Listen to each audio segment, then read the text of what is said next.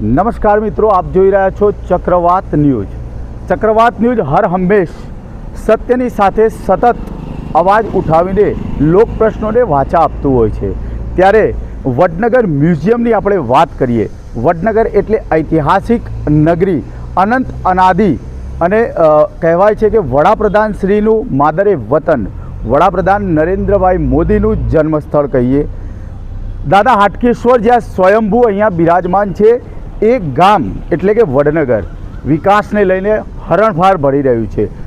લાખો કરોડો રૂપિયાની ગ્રાન્ટો અહીંયા આવતી હોય છે, જે ગ્રાન્ટોને લઈને વિકાસ કાર્યો થતા હોય છે. એ જ વિકાસ કાર્યોની વાત કરીએ તો સતત વિવાદો વચ્ચે ઘેરાયેલું મ્યુઝિયમ વડનગરની અંદર માન્ય અમિત શાહ કેન્દ્રીય ગૃહમંત્રીના હસ્તે આ મ્યુઝિયમ જે મારી પાછળ તમે જોઈ રહ્યા છો એનું લોકાર્પણ કરવામાં આવ્યું હતું. જેને લોકાર્પણ કર્યું ત્યાર પછીથી જ સતત વિવાદો સામે આવી રહ્યા છે. છેડતીનો બનાવ બન્યો, ત્યારબાદ કામને લઈને કોઈને કોઈ જગ્યાએ માલ મટીરિયલ કાચું વપરાયું હોય તેવું જણાયું. સીલિંગ પડવાની બે વખત ઘટના બની, ત્યારબાદ કર્મચારીઓએ પણ હડતાલ કરી.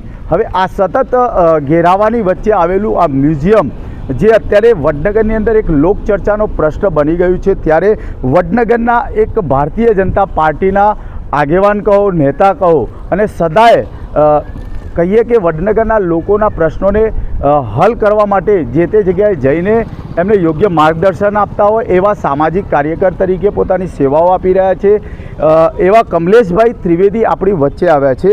અને મ્યુઝિયમને લઈને ઘણા વિવાદો જે થઈ રહ્યા છે, જે ભ્રષ્ટાચાર થઈ રહ્યો છે, જે અંગે પોતે મીડિયા સમક્ષ નિવેદન આપવા માગતા હોય, આપણે આજે એમનું નિવેદન લઈશું. તો કમલેશભાઈ, પહેલાં તો તમે શું કહેવા માગો છો કે શું ઘટનાને લઈને આપણે મીડિયા સમક્ષ આવવું પડ્યું?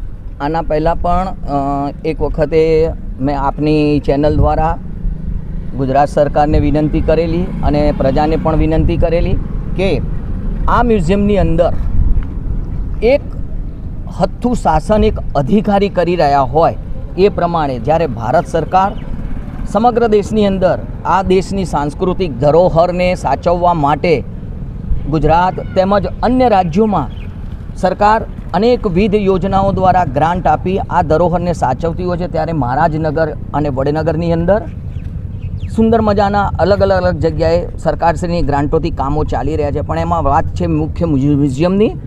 આ આર્કિયોલોજી મ્યુઝિયમ, અને એવું કહેવાય છે કે એશિયાનું સૌથી મોટું મ્યુઝિયમ મારી ધારણા પ્રમાણે કહેવામાં આવે છે. અને એની અંદર આશરે ભારત સરકાર, ગુજરાત સરકાર અને જે તે ડિપાર્ટમેન્ટ થઈને 296 થી 300 કરોડ રૂપિયાનો ખર્ચ થયો હોય એવો એક અંદાજ છે. મારી દૃષ્ટિએ અવારનવાર અહીંયા સમજો કે હમણાં થોડા જ સમય પહેલાં 9 દિવસમાં 2 વાર સીલિંગ તૂટી ગઈ. આની અંદર દરવાજાના નકુચા, દરવાજાના હેન્ડલ તૂટી ગયા. જો 6 મહિનામાં આ થતું હોય તો આને હવે કોઈ સાબિત કરવા જવાની જરૂર નથી. એ સમક્ષ પ્રજાને અને સરકારશ્રીને દેખાઈ આવવું જોઈએ કે આ જે હલકી ગુણવત્તાનો માલ વાપરી પોતાની રીતે એક મુખ્ય અધિકારીએ સેટિંગ કરી અને આ કાર્યો કર્યા છે. હું નામ જો કહીશ કે અહીંના ડિરેક્ટર પંકજજી શર્મા, જે દર અઠવાડિયામાં 2 કે 3 દિવસ વડનગર ગુજરાત સરકારની ગાડી લઈ અને અહીંયા આવી પહોંચતા હોય છે, તો શું ડિરેક્ટરને ખાલી વડનગર માટે જ કામ છે? અહીંની 3 એજન્સીઓ, એના માણસો હમણાં પણ ઉપવાસ ઉપર બેઠા હતા. એ લોકોની વાત પણ મેં સરકાર સમક્ષ આપને ચેનલ, અન્ય ચેનલો બધાના વતી મીડિયા દ્વારા મેં મૂકી. તો એ લોકોને 6 મહિના પછી જુલાઈ મહિનાથી એ લોકોને TADA કપાશે કે જે વિવિધ યોજનાઓ પ્રમાણે આવતું હોય એમને વર્ક ઓર્ડર આપ્યો. તો ભાઈ 6 મહિના સુધી આ સરકારના પૈસા, અંદર કામ કરતા લોકો, અને એમના ઉપર કંઈક દુર્ઘટના ઘટી હોત તો શું થાય?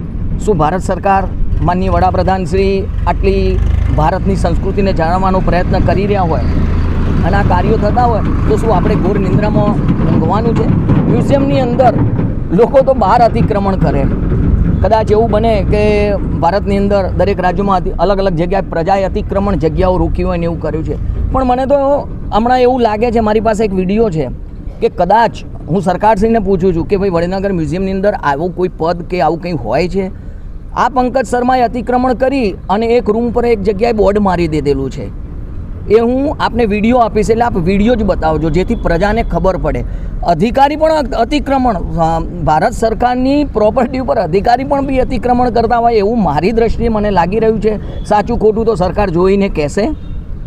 અંદર બનેલી સ્ટીલની અનેકવિધ વસ્તુઓ છે જે લાખો રૂપિયાના ખર્ચે હવે 3-4 મહિનાની અંદર એના ઉપર કાટ આવી ગયો છે. તો શું આના માટે પણ જે તે એજન્સીઓને પૈસા ચૂકવાયા ત્યારે અધિકારીઓએ જોયું નહીં હોય?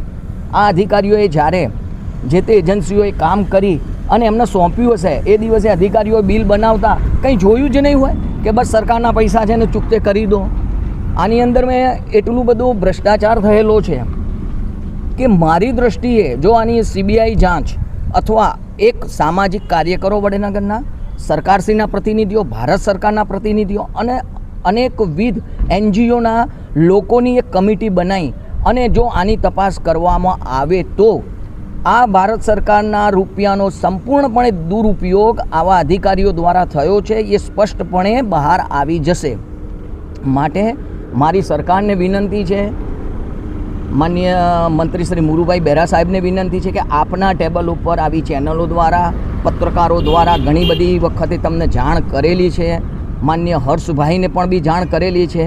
નો ડાઉટ તમે કંઈક પગલાં લેતા જશો, પણ જો આટલા ધીમા પગલાં લેશો તો આવા અધિકારીઓ પોતાના પૈસા ફોરેનમાં સેટ કરી દેશે અને કંઈક મોટી ઘટના બન્યા પછી જો સરકાર દોડતી થશે એનો કોઈ અર્થ નથી. બહેનોની છેડતીનો મુદ્દો શું આ વસ્તુ લાંછનરૂપ નથી? આવા વ્યક્તિઓને જે બીજી એજન્સીઓમાં કામ કરે છે, જેના ઉપર આવા લાંછન લાગ્યા, જેના ઉપર મહિલા આયોગ પણ આવીને જવાબો લઈ ગયા, એવાને આ પંકજ શર્મા પાછો કંપની ઉપર દબાણ કરી અને બીજી જગ્યાએ મેનેજરો અથવા એવી પોસ્ટ ઉપર ફરીથી નોકરી રખાવે છે. તો મારી દ્રષ્ટિએ ગુનો કરનાર અને ગુનો કરનારને છાવરી, ગુનો કરનારને પ્રોત્સાહન આપનાર પણ એટલો જ ગુનેગાર કહેવાય છે. તો સરકારશ્રીને મારી વિનંતી છે કે તાત્કાલિક આના ઉપર કંઈક પગલાં ભરે. વડનગરના જાગૃત અમારા કોર્પોરેટરશ્રીઓ પણ આની અંદર એક જ અવાજ ઉઠાવી રહ્યા છે કે અમારી સરકારનો જે કંઈ રૂપિયો ખર્ચાયો છે એનો દુરુપયોગ ના થવો જોઈએ. સ્થાનિક લોકોની રોજગારી મળી રહેવી જોઈએ. સરકારનો જે મેઇન ઉદ્દેશ છે સ્થાનિક લોકોને રોજગારીનો, એ પ્રશ્ન પણ હલ થવો જ જોઈએ. અને અનેકવિધ એજન્સીઓ અંદર રહેલી તમામ ગેલેરીઓ બંધ છે.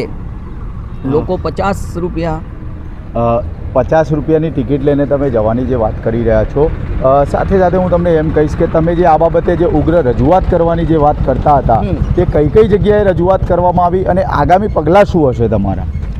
અમારી ઉગ્ર લેખિત રજૂઆત માનનીય વડાપ્રધાનશ્રીને મેં કરેલી છે, માનનીય મુખ્યમંત્રી શ્રી ગુજરાત રાજ્યને કરેલી છે, માનનીય મુરુભાઈ બેરા પ્રવાસન મંત્રીશ્રીને કરેલી છે, માન્ય હર્ષભાઈ સંઘવી ગૃહ અને સાંસ્કૃતિક મંત્રીશ્રીને કરેલી છે, માન્ય અગ્ર સચિવ શ્રી રમતગમત યુવા સાંસ્કૃતિક વિભાગને બી કરી છે અને મહેસાણા જિલ્લાના માન્ય કલેક્ટર સાહેબશ્રીને પણ બી કરેલી છે.